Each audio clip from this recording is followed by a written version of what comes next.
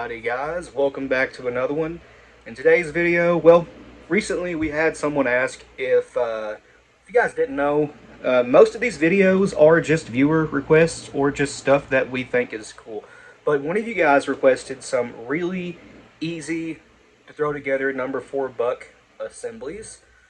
Now, it didn't specify what hauls he had or wads or anything, so I chose a haul that pretty much everybody has or has easy access to, and some wads that are readily available.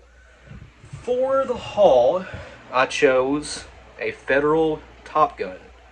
Now, these are available, without saying any store's name, that's where you can commonly find these at.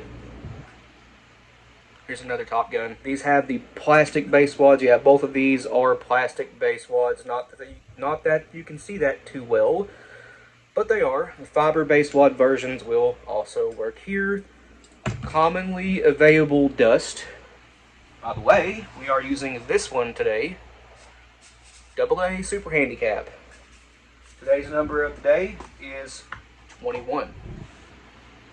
The wads we're using is the Claybuster CB0118-12. Yes, this is for tapered hauls. However, these are, probably, in my head, these are the most common 12 gauge wad available. I see these everywhere, even on the giant web store that starts with A, that makes you think of a jungle. Yeah, these are all over that. I see them all over the place around here. It's a clone of a Winchester WAA-12 wad. Yeah, and the Wandy Super G19, I believe this is called.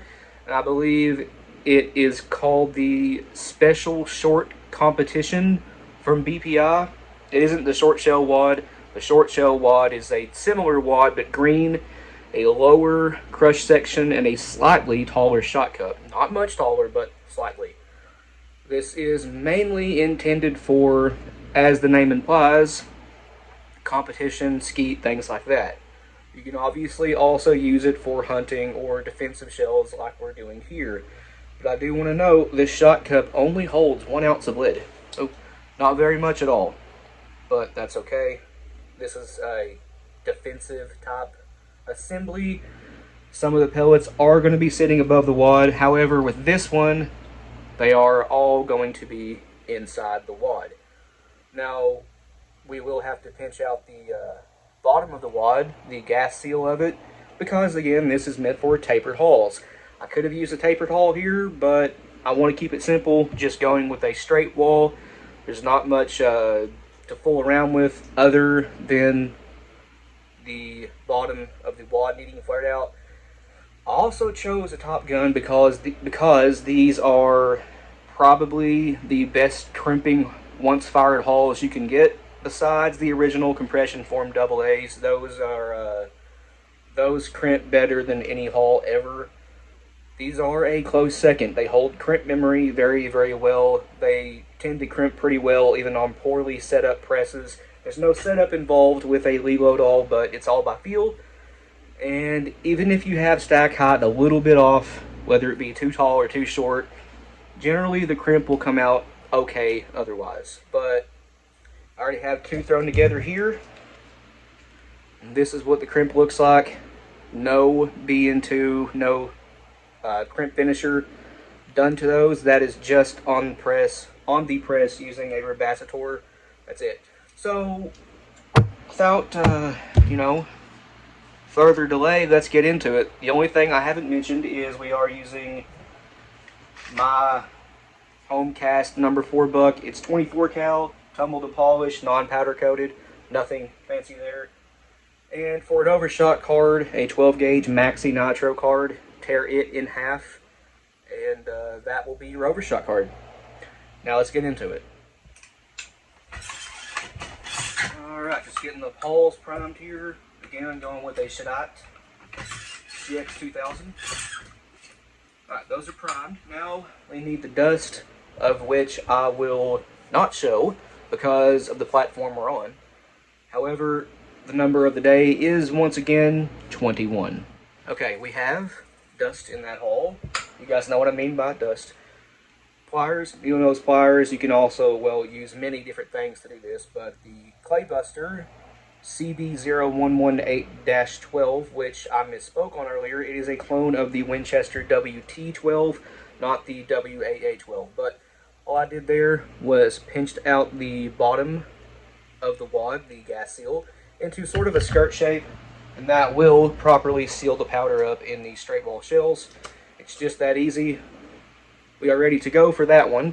Now for the other one, exactly the same thing, only we are using the Super G19. I believe this is called Special Short Competition. Whatever you guys know it as, that's the one we're using. This is for straight wall. No need for anything else. Just set it in the hole and you're good to go. By the way, I chose this one because I see these everywhere as well. Not locally, but all over the place on the internet. These are very, very common and cheap. I think I may have mentioned how many pellets we're using. It's 23. That comes out to 1.1 ounces of just the lead. We aren't using buffer today, but if you wanted to use buffer and maybe hunt with these like a coyote or something, then yeah, add some buffer. That'll bring it up to the actual 1 1/8 ounce payload. But as it sits right now, this is 1.1, which is 0.02 under ounce and an eighth. You can call this an ounce and an eighth payload all day long. But 23 pellets, I just dropped them in and give them a shake until they line themselves up flat. The top row is flat, I should say. And that has it right there. Now we're pretty much just ready for an overshot card and crimp if you aren't adding buffer, which I am not doing. This is a little bit too low stack height without the overshot card. You can do an over powder card. Take the 1/2 inch maxi nitro card or a regular nitro card and put that over the powder instead of over top the shot. Either way will work. I prefer overshot cards just for the best looking crimp possible. Okay, nitro card right here. This is a whole one. They are 70 thou each, so you need 35,000 overshot cards, which I'm pretty sure you can order from one website anyway. 35,000 nitro cards. These are kind of hard to tear in half because they are not, they don't come in sections like this regular nitro card does. This is a 10 gauge. That is one section off of it. Sorry, I meant 2 sections. You can't see the divide, but I'll go ahead and tear it in half. Why not? Just slip your finger in the divide, pull it apart. That easy. I don't think that one came apart quite as even as I wanted it to, but that's okay. All you gotta do is get the overshot card in there flat, not sideways like it just went in. And after you got that done, this is ready to be crimped. We go with an 8-point crimp, front station of the Leload all. And I always like to show this, but a crease right here between the 2 points. You want that facing you for the 8-point station, which is the front. If this was a 6-point station, I have a paper 16 gauge hull here with a 6-point, you'd want a point facing you in the back station. But let's get that a little bit more pre-crimp on it. It wasn't quite enough. That has it. This is what it should look like. Hole in the center about the size of like an eraser on a pencil or a 209 primer. So, capacitor, I have it in the back station this time. And this is what it does. Well, that pretty much closed it up. But, can we focus? There. Excellent looking crimp. Throw that through the final crimp. And this one's done, guys. It's just that easy. And there's the end result. You can hit this with a BN2 or any sort of crimp finisher you want to give it a taper, but it doesn't really need it. I call that a success. That's a good looking shell. I'm trying to show you, but the top edge right here, it does have a rounded over edge. It's not as tapered as what a BN2 or 3 or 4 or 1 OMV crimp finisher, whatever you may have or use or like. It doesn't have quite that much taper to it, but these Federal Top Guns have really good crimp memory, and even without any sort of taper crimp, they tend to go right back into their out of the box shape, sort of. But anyway, let's toss this one together now. Again, 23 pellets, the rest of the overshot card. crimp it too. Real easy. One thing I do want to mention, I think I mentioned this a second ago, but the top row of pellets will be outside that wad. They'll go in there 3 layers of 4, sorry, that would be 4 layers of 4 for 16, and then the top row will be 7. It'll have 6 around the edge and 1 in the center, and that will give you an even stack on top, 23. Yep, that is an odd number, but the stack order works because 4 times 4 would be 16. You have 7 pellets left, and again, those 7 pellets form the top layer. So, 23. Overshot card. Ready to crimp. Sometimes doing this is a little bit odd because I'm standing at the press sideways. Normally I'd be standing over here and using, you know what I mean. I'm standing at the press sideways. So, Rebacitor, anyway, here's what the Rebacitor did to that one. Again, pretty well just closed it up. But I will say, right out of the Rebacitor, you can see it right here, it does mushroom out the shells just a little bit. That happens with every gauge that they come in, which is, I believe, 8 through 410, so 8 different gauges in one bore, 410 bore. Anyway, run them through the final crimp. This is my 10 gauge conversion, but the very top of the final crimp tube is still 12 gauge, so it will correct that just a little bit. They don't all come out perfect, but that one is pretty much completely square on top with the very edge of the hull focus.